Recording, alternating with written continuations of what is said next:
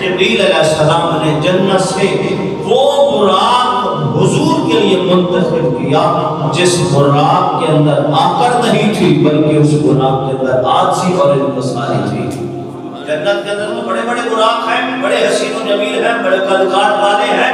جبریل جنت کا چکر لگا رہا ہے کہ جنت میں جو براق کھڑے ہیں ان میں سے حضور کی سواری کے لیے کس کو منتخب کروں، اس لیے سواری بھی عام نہیں ہونی چاہیے، اس لیے سوار خدا کا محبوب ہے۔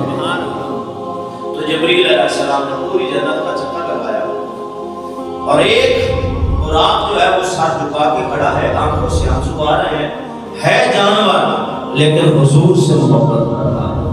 میں نے کہا اگر حضور سے جانور محبت کرے اسے قرب مصطفیٰ مل جاتا ہے، اگر انسان محبت کرے تو مصطفیٰ جان رحمت کا قرب نصیب نہیں ہوتا۔